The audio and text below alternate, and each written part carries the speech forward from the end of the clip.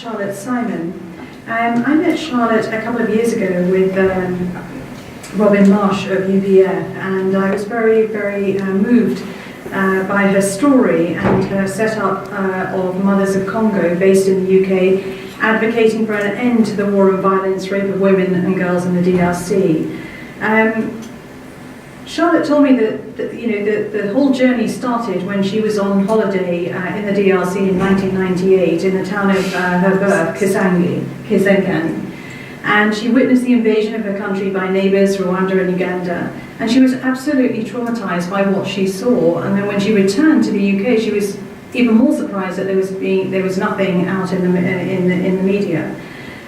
She set up Mothers for Congo, and her daughter, Tatiana Gerard, set up a foundation to help victims of rape, also to support children who were born or orphaned from rape with their school fees. Charlotte will speak about two inspirational women. One is Maman, and the other one is Mama Massacre. Charlotte is a real passionate advocate and as a Congolese of what's happening, and she's very strongly supported by UBF and Robin Marsh. So Charlotte, it'd be a pleasure to have you speak. Thank you.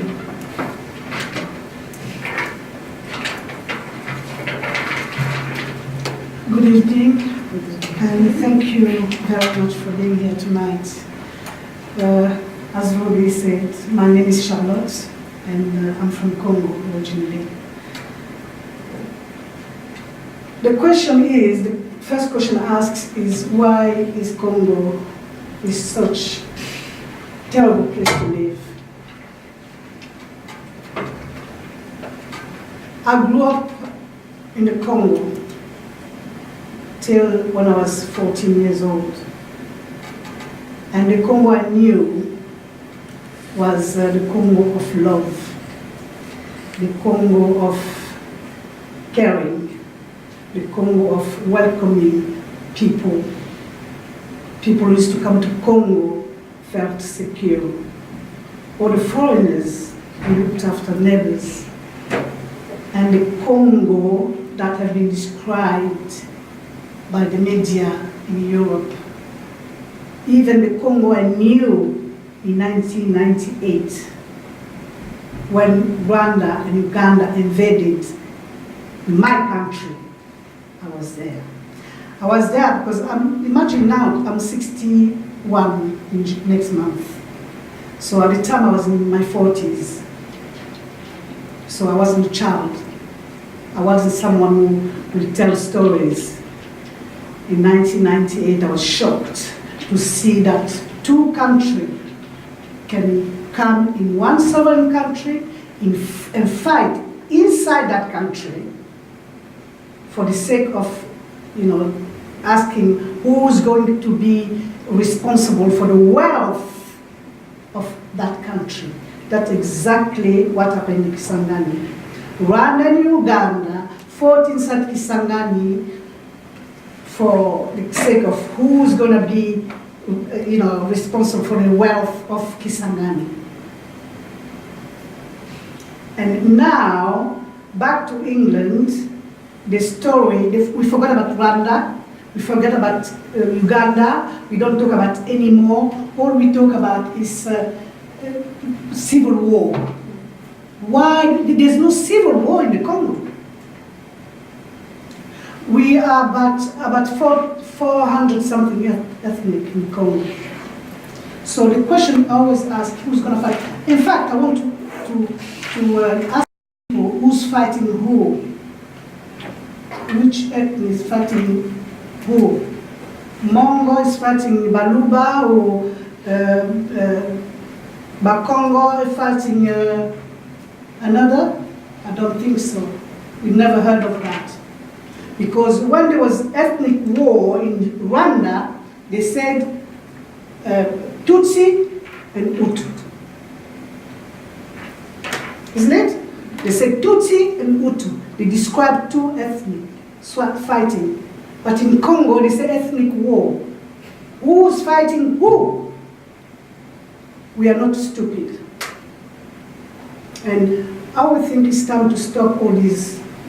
The reason of the invasion of Congo is the wealth of the minerals of Congo. The minerals which the West need to feed us with all these gadgets. We all know that. And Congo holds 85% of the coltan in the world. And it has been going on since 1994, after the genocide of Rwanda and Uganda, and the Rwanda, Tutsi and Hutu. Congo was invaded at that time. So all I'm asking is the truth. The truth. Congo, to me, is not such a terrible place to live. Congo is a lovely place to live. It's a paradise, in fact. And if we organize ourselves, look what the potential we have. Eyenga. Eyenga is about 200-something kilometers from Kinshasa.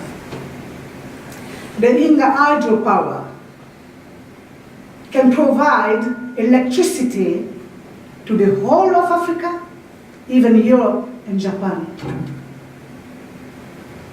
Congo. The Congo today, they say, is such a terrible place to live. It's got that potential. Forget about the minerals. Just Eyenga. I think it's a paradise. And on top of that, if you put minerals. Look at 24 trillion worth of minerals. And when they say 24 trillion, I always double it or triple it. It's funny because one day I was telling one Uganda General Kazini, I was telling him, I said, General Kazini, you see that tree inside our hotel, because they came and invaded, they stayed in our hotel in Kisangani, they still owe me money by the bracket. Anyway, I told him, if you see that tree, you ask him, he can tell you a lot of stories about Congo. People came, invaded, took, plundered, and some of them are buried here, we don't even know. It never ends, never end.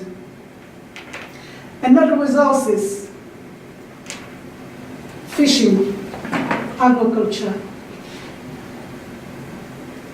Our soil is is arable. You don't need chemical. Everything you throw just grows. Everything you throw. You just have to throw something, it grows. That's the way Congo is. So Congo is a paradise for everybody to live. Fish in abundance. Sometimes they die of old age. Can you believe that? The fish, I'm so old, I'm gonna die. And people are dying from starvation. All that why? Because they're not in peace.